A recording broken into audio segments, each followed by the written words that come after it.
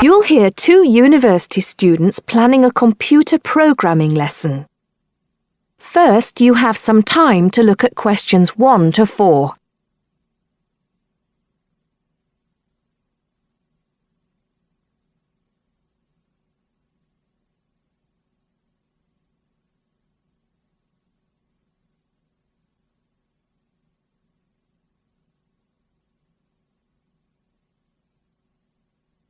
Now listen carefully and answer questions 1 to 4. Hi, Hardeep. Is now a good time for us to plan that computer programming lesson we've been assigned? Hey, Don. I was just thinking about that, actually. Yes, let's get it out of the way now, shall we? I've got the instructions here. So, it says, design a 45-minute lesson for a class of 16 teenagers where they learn how to write a simple computer program in BASIC. Now, I know, of course, that BASIC is the computer language people used to use back in the 1980s when they wrote programs on microcomputers, but I'm not sure I feel very comfortable teaching anyone about it. Well, I did a bit of research yesterday and found out quite a few things, so I think we'll be okay. Great. So, what do you have in mind? Well, I think we should presume that none of the kids will know anything about BASIC. So why don't we start with a short multiple-choice quiz? It could focus on things like what BASIC is, what the letters stand for, when people used it, things like that. That sounds good. I guess it shouldn't take long. Just the first 5 minutes of the lesson, something like that. I don't think we should make the students do it on their own, though. That'd make it too much like a test. Shall we let them do it in twos so they can discuss their choices? Yes, good idea. Then we'll go through the answers with them as a whole group. Good. What next? Well, I've had an idea for the program they could write. I'll tell you about that in a minute. I think the key thing is, though, that before they actually sit at their computers, and I think we should presume that they're doing this lesson in a computer room, they make a flow chart of what they want the program to do. That's usually the best way to start writing a program. This flow chart will show all the different stages of the computer program, right? Exactly. It's probably best if the teacher stands at the board and everyone works on that together. Yes, otherwise they'll all come up with different flow charts and it'll get confusing. Precisely. I imagine making the flow chart will take about 15 to 20 minutes. Then they use that to write their computer program. Well, actually, I think there's a stage before that. You see, the flow chart will be in English. They're going to need to be taught a few basic commands so they can write their computer program. Now I'm getting out of my depth. What kind of thing would that be? Well, for example, when you want text to appear on the screen, the command is print in capital letters, followed by the text you want to appear in double inverted commas. Oh, yes. I think I've seen that before. Right. So they'll need to be taught 5 or 6 commands before they use them to write their program. Okay, so how shall we do that? With the teacher talking to the whole class again? Well, we could, but it might be more fun to make it more like a competition, where there are a few teams competing against each other. Each team has maybe 4 or 5 people in it, and they have to do some kind of matching task. You know, they match the command print with to make text appear on the screen, something like that. That sounds good.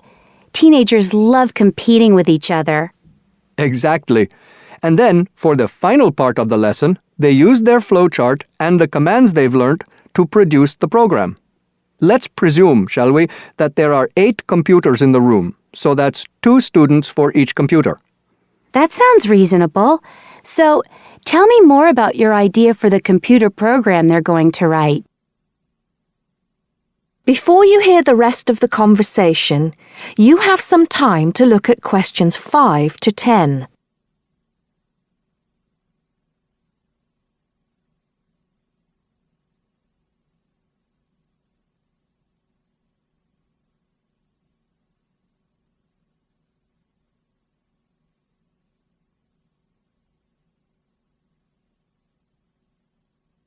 Now listen and answer questions 5 to 10. Okay, so it's a very simple program. I've actually written it down here so we can go through it together. Okay, so the first line says 10 CLS. What on earth does that mean? Well, every line of a basic computer program starts with a number. They usually go up in tens, so the first line is 10, the second 20, and so on. And CLS is the command we use in BASIC to clear the screen. Oh, I see. So that's just telling the computer to start with a blank screen. Exactly. Then we move on to the next line. So this one says 20, print, guess a number between 1 and 10. Right, I see. That appears on the screen. It's not that difficult, is it, when you get the hang of it? Let's see if I can work out the next one. 30, input I. Oh, not sure about that. Well, all that's saying is that the person playing types in a number. Input is the basic command for type in, and I just means any number you like. Oh, okay. Then what happens next depends on what the number is. So we've got 40 if I is less than 1, or if I is greater than 10. Then print. Bad choice. Right. So if they type, say, 0 or 11, that appears on the screen. Exactly. And then this next line takes them back to where it asks them to type in a number between 1 and 10. That's line 50. I see. And line 60 says, if I equals 6, then print. Correct. Ah, okay. So if they've typed 6, they've got it right. And if they haven't typed 6, which is the next line, then try again comes up on the screen, and that takes them back to where they choose another number. It's clever. Well done.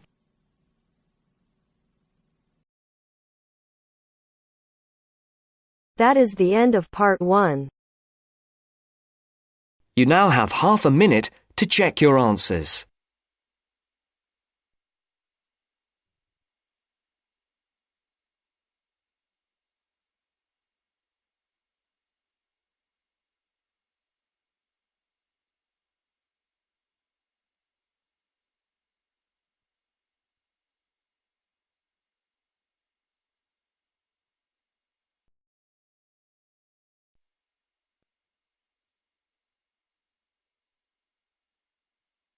Now turns to part 2.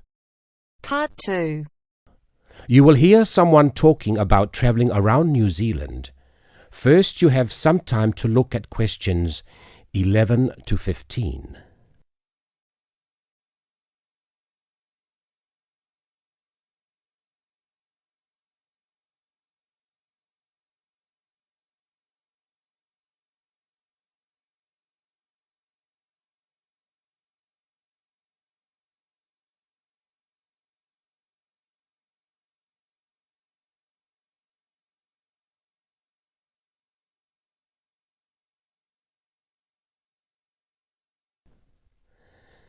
Now listen and answer questions 11 to 15.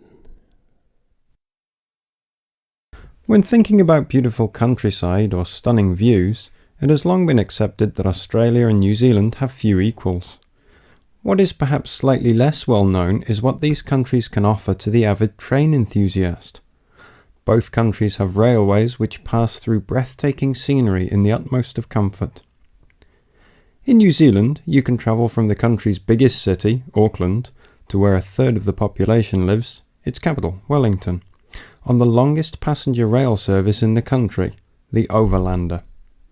Crossing 681 kilometres, the train winds through the lush farmland of the Waikato and up the Raurimu spiral onto an amazing volcanic plateau surrounded by native bush.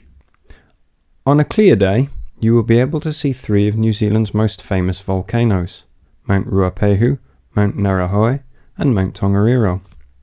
The whole journey can be completed in 11 hours, but for those keen to see a little more of the country, the trip can be extended over 3 or 4 days. This gives travellers the opportunity of seeing the famous Waitomo Caves, relaxing in the mud pools of Rotorua, or skydiving over Lake Taupo. Moving on to the South Island, you can take the Transalpine through the Southern Alps, travelling from the South Pacific Ocean to the Tasman Sea. Climbing from Christchurch right into the Alps, this 223-kilometre trip is particularly impressive as the train passes through 16 tunnels before descending to Greymouth at the end of the line. Taking only 5 hours, this is a relatively short trip, but it is worth noting that this journey has been listed as the 6th most scenic rail route in the world. For those that are not so keen on mountains, the South Island has a second option, the Transcoastal. With the sea on one side and the mountains on the other, it again shows some of the best scenery New Zealand has to offer. Also taking 5 hours, one of the highlights of this journey is the opportunities for whale watching. The fortunate few that see whales are well rewarded, but there are more common sights which are just as enjoyable, such as penguins and seals.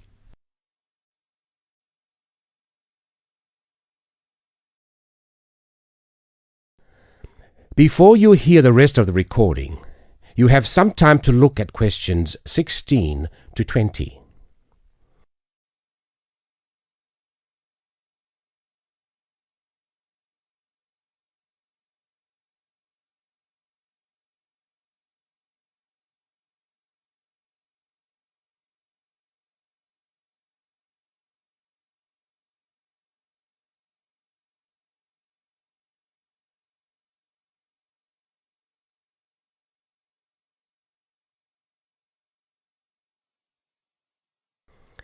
Now listen and answer questions 16 to 20. Although these 3 train journeys are undeniably breathtaking, some travellers prefer the longer journeys on offer in Australia. The Indian Pacific, for example, which travels from Sydney through to Perth and has been dubbed the adventure that spans Australia. With 3 nights on board, the train takes in the Blue Mountains and the Nullarbor Plains, and, as the name implies, the Indian Pacific shows you 2 oceans. This train journey holds 2 world records. Covering 4,352 kilometres, it is one of the world's longest train journeys. It also travels the world's longest straight stretch of railway track, 478 kilometres. For those who find these distances a little daunting, passengers can stretch their legs at a number of different stops, such as Kalgoorlie, famous for gold, and Broken Hill, first founded as a silver mine. If 3 days on board a train seems a little excessive, there are alternatives.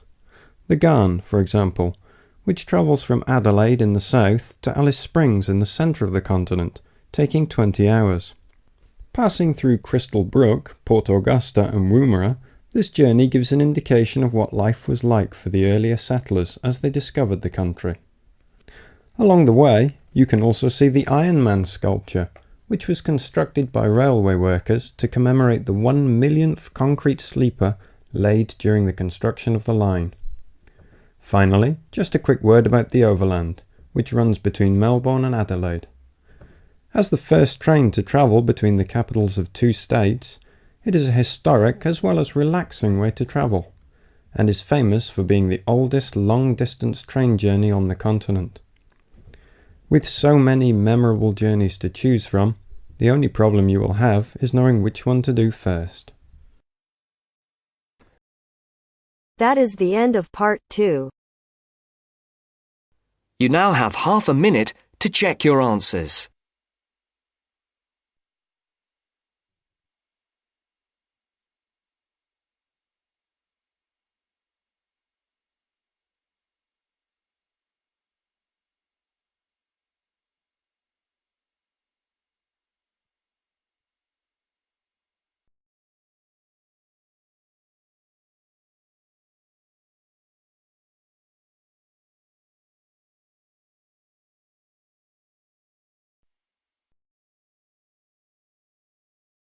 Now turns to part 3. Part 3. You'll hear 2 students discussing a survey they have to write as an assignment. First, you have some time to look at questions 21 to 26.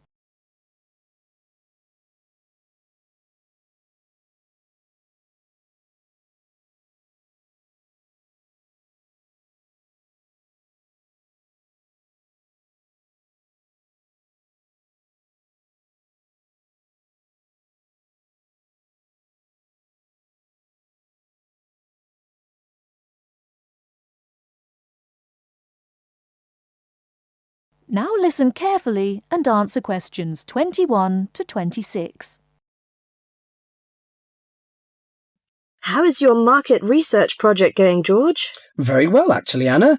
I've just got the results of the survey back, and so now I have to draw some conclusions from the information I've collected. That's good. I'm still writing my questionnaire. In fact, I'm starting to panic, as the project deadline is in 2 weeks, and I don't seem to be making any progress at all. What is your topic? Forms of transportation in the city. What about you? I've been finding out people's attitudes to the amount of violence on television. That's interesting. What do your results show? Well, as I said, I haven't finished writing my conclusions yet, but it seems most people think there is a problem. Unfortunately, there is no real agreement on the action that needs to be taken. Nearly everyone surveyed said that there was too much violence on TV. A lot of people complained that American police serials and Chinese kung fu films are particularly violent. The main objection seems to be that although a lot of people get shot, stabbed, decapitated and so on, films never show the consequences of this violence. Although people die and get horribly injured, nobody seems to suffer or live with the injuries. Any children watching might take the heroes of these programs as role models and copy their behaviour. So, what did most people suggest should be done? A lot of people were concerned about how these films affect children.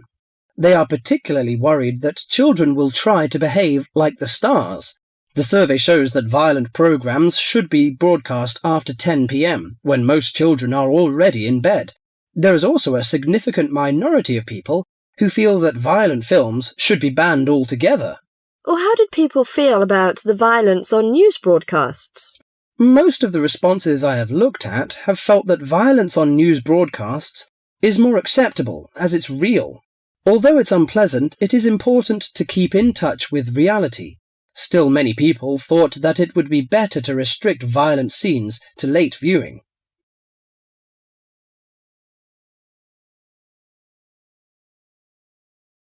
Before you hear the rest of the talk, you have some time to look at questions 27 to 30.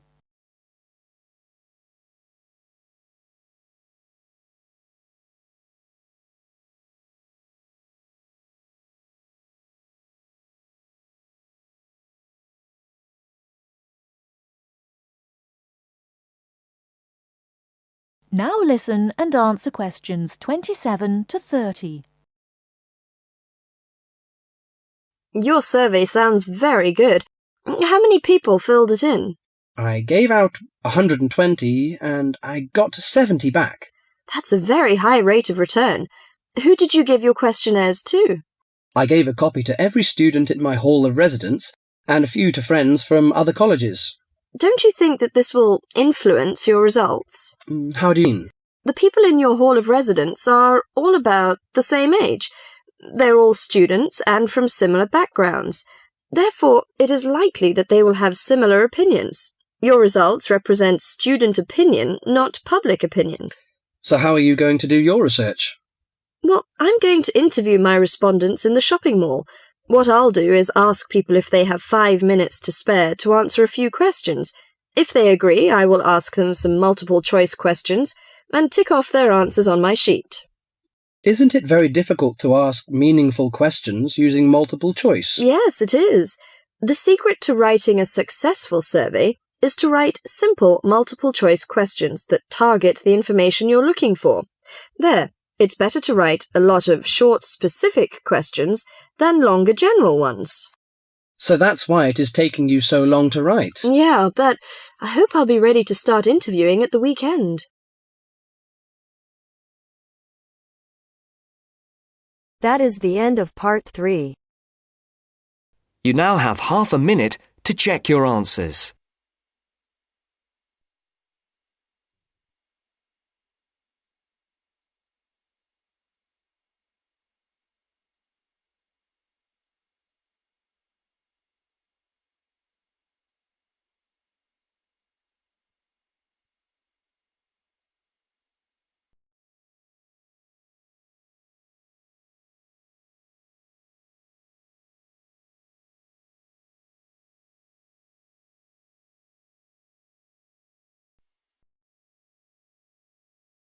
Now turns to Part 4. Part 4. You will hear a tutor giving some business students instructions about a finance project. You now have 30 seconds to read questions 31 to 36.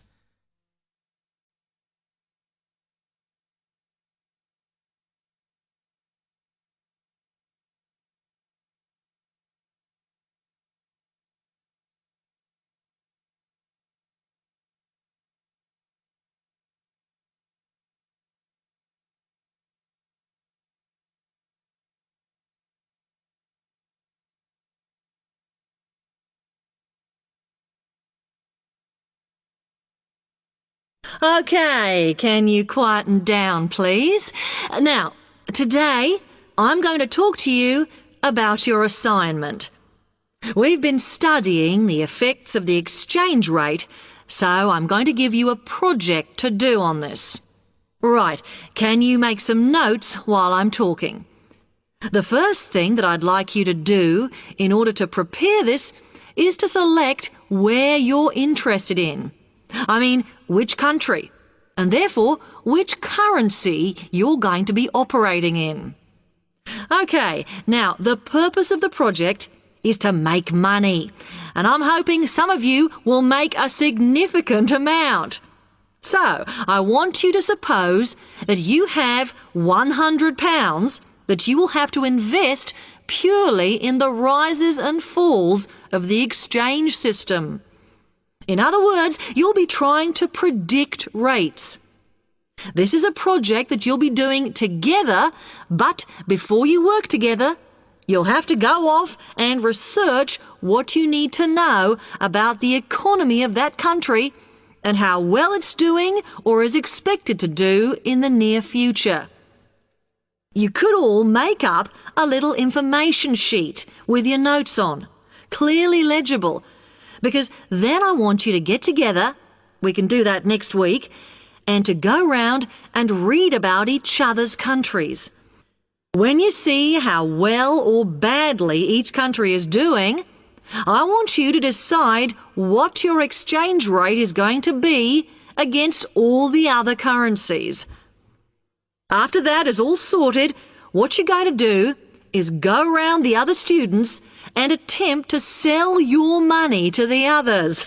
Remember, this will depend on the success of your country's economy and the rate you fixed for your currency. Now, you're not allowed to just swap currencies with each other, but you may wish to buy from the other countries. But you must do a proper transaction. All the way through this, you must keep your accounts properly for each transaction. I'll give you 1 week to do this, and then we will set a time for the deals to finish, a bit like the stock exchange. And at that point, I will ask you to calculate how much you have made. Is that clear? You now have 30 seconds to read questions 37 to 40.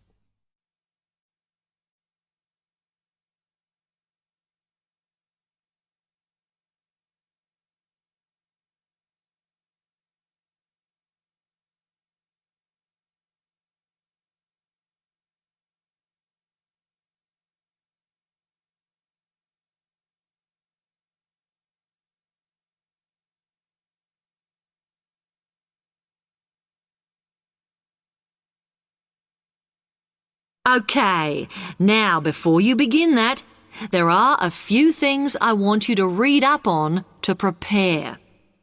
You need to look at the economies of the UK's main trading partners. I don't mean all of them, because that would be over 80, but just the 29 principal ones. There are summaries in the last 3 books on the book list I've given you.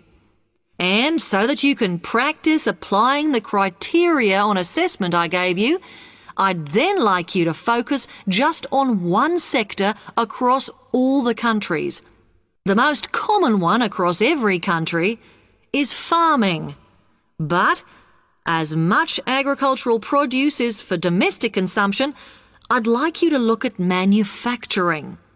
Then I would like you to do a detailed investigation of one particular aspect. I was going to give you a choice, but I think as we've just started the course, it's better if we all look at the same thing and then we can discuss it in the seminars. So the thing I'd like you all to look at is fluctuations in import prices. Now, you need to do all that before you start the project, as it will help you assess the economies of the countries you'll be representing in the project. Don't worry, you've got plenty of time. Exam week is December the 8th. Then it's the holidays until January the 6th, so I don't need the project in till February the 5th. Is that okay? Now, any questions on this? Because it